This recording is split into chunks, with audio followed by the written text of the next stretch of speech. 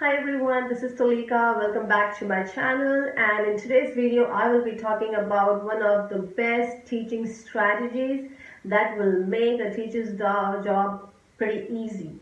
So when I say pretty easy, I know a teacher's job can never be easy because there is so much on their plate, but trust me, this one strategy can really take the learning in the classroom from one level to definitely like 2-3 levels above. Before we get started, don't forget to subscribe to my channel so that you get the notification of new videos direct to your email. And also in between this video there will be some icons that will be showing my old videos related to this or connected to this, so don't forget to go back to my playlist. So if you're a teacher, you go to the classroom, you teach your concept, the lesson you have planned, and then you give an assessment to the students to see if they understood the concept. And once you see that, you realize that not all of the students have understood the concept. And so you reteach the concept, you reassess the students to see if there is any growth, and you see either no growth or very minimal growth. So what happens here? When you are explaining a lesson, a concept, or teaching a content, and if you are reteaching it, guess what? What you're teaching, you have already taught them, right? So what is required here is not reteaching the whole group, but reteaching the concept in smaller groups. Yes, small group teaching or small group instruction. That's what I'll be talking about in this video. So what is small group instruction? As the name says, small group instruction is a teaching strategy where the teacher teaches a small group of students, maybe 5 to 6. I personally prefer 5. 5 to 6 is on an average rate of the number of students. So what happens is after you have taught the class, the lesson or the concept, you see their assessments and you realize like out of 30 students, 5 or 6 students have understood the concept, but there is a bigger number of kids that still needs reteaching or explaining the concept again. But you have already explained them once. That means that is not working for that group of students. And that's where small group instruction comes into the practice. Because in small group, you are teaching a very small group. It's more like one-on-one session. It's like 1:5 or 1:6 teacher-student ratio.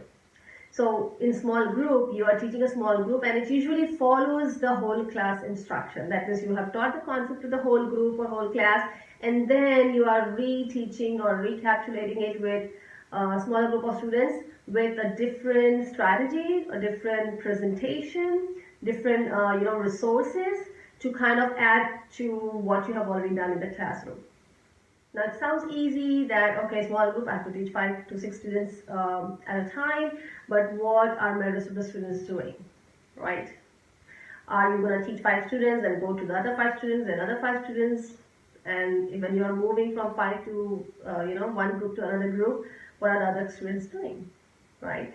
So it's not like that. It really needs nice planning, which doesn't take much time once it is in your practice, and that's what I'm going to be talking about. I'm going to be talking about 5 steps to implement small group instruction in your classroom. And trust me, these 5 steps will make you confident practice to implement it in your classroom. So let's begin. So step 1, collecting data. Yes, whenever you're planning small group, it cannot be just random, group you pick, okay, this 5, that 5, this 5, those 5. No, it doesn't happen that way. When you have taught the concept to the whole class and you give an assessment, so that assessment will help you to create your groups, and that's why that is your data.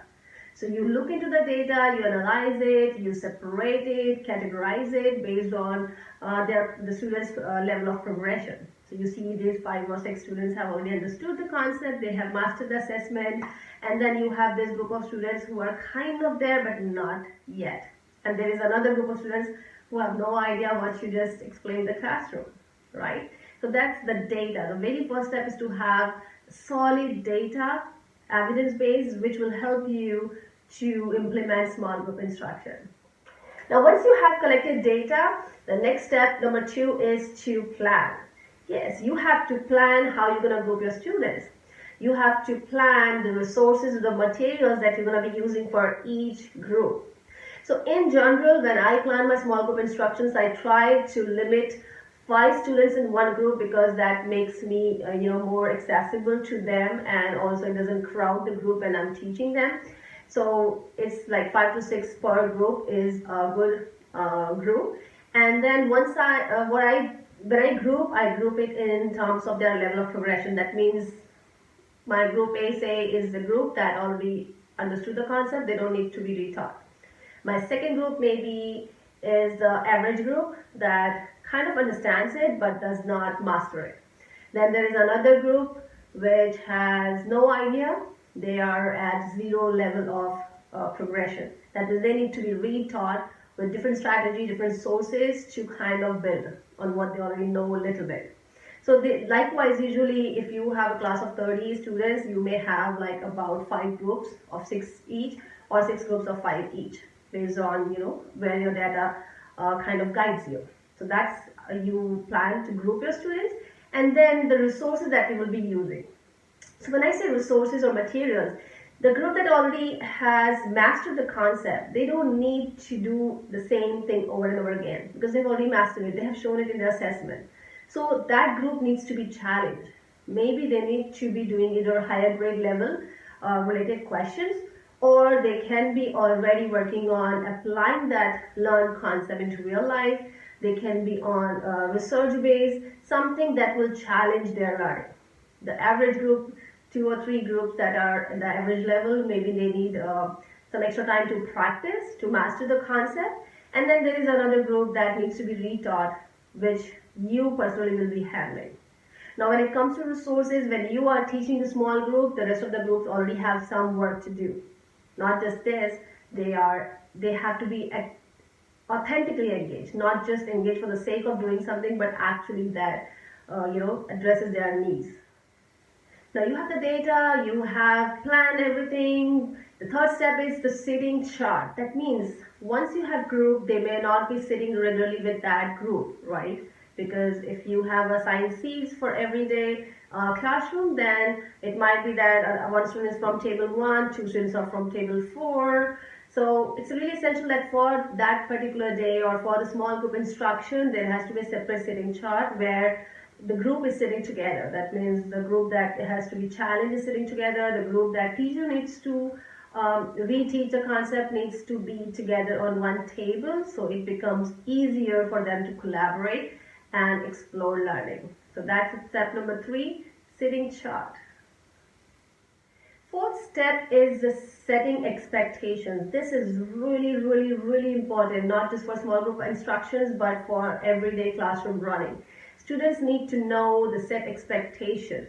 So when it is a small group instruction, the first few weeks of the school, you should be practicing like what you expect. So for example, what I do is when they walk into my class, I have the sitting chart up on the board. So they already know where they are moving, and they never know what group they are, because I don't want to make other students feel like, oh, they are, better or they are not good. So nobody kind of calls out name. That's a set expectation in my classroom.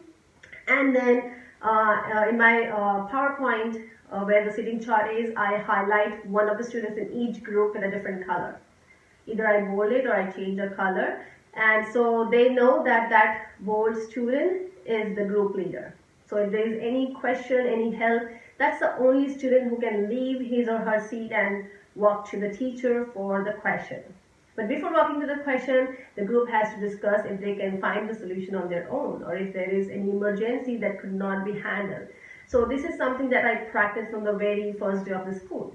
So talking about the set expectations for the small group is that because every group is working collaboratively, it is really essential that they know the voice level.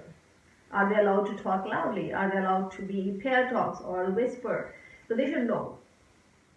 The next thing is that once they're working in their resources or worksheets or whatever work has been given, usually I also have timer running up on my board. So they know that after 15 or 20 minutes, they have to switch to work. So basically either the group leaders take their work and give to the next table, they kind of rotate, or sometimes I ask the group to rotate.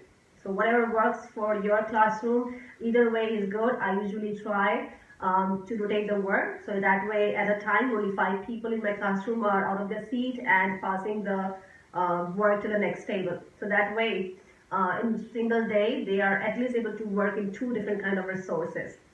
And in those switching time, that gives me some time to kind of look into the works of the students or address any questions or concerns, and that way the movement is minimal, transition is quicker, and learning is 100%.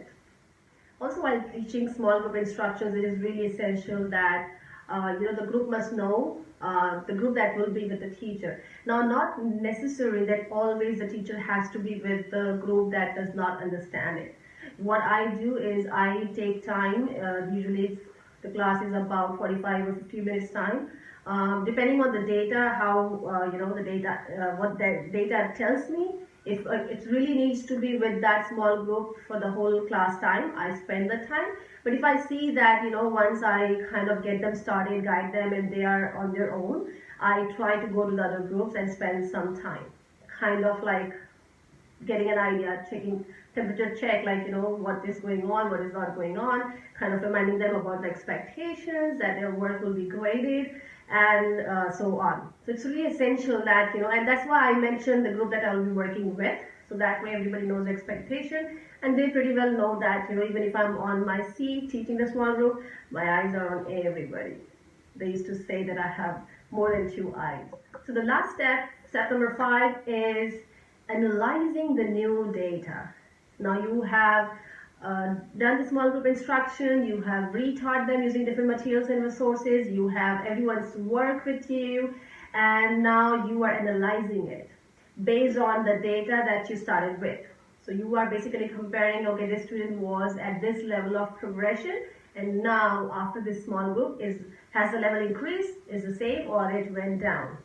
So this analysis is really crucial step of small group instruction, because if we don't analyze the data and we keep on moving, we don't know if that is working, if there's anything additional we need to do, or if the small group instruction was implemented well or not. So it's really essential to analyze, not just analyze, but reflect on your practices. Reflect on what went well, what did not work, or there's any expectations that you need to add, or if there's an expectation you kind of let go or easy on it. So it's all about reflection and analysis. So these are the 5 steps to implement small group instruction. Trust me, it may sound a lot of planning, a lot of work, but once you start implementing it, it's gonna get a lot easier. And most importantly, it takes away a lot of work from teachers, and the students become more accountable because they are taking ownership of their own learning. At times I also let the students decide, like, you tell me which group do you belong to, and they are pretty honest. I'll share a very small incident. Once I was doing small group, and that day I planned to spend more time with my lowest level group because they were not progressing in that particular concept. And in that group I had one student who was the topper of the class. And so once the student walked in and they saw the names and all, the girl was not surprised because she knew she was struggling in that particular concept. But the other students in that group were like, are you sure this student is supposed to be here? Or did you make mistake typing? And because they were not kind of like, they how students think that if somebody is, excelling always, he or she has to excel every time. Like, they can never struggle. And so that was an eye-opener for them, because they understood that it's not necessary that if they are struggling, they have to struggle every single concept. There may be concepts that they feel easier, or there might be concepts that they feel like they have a great foundation.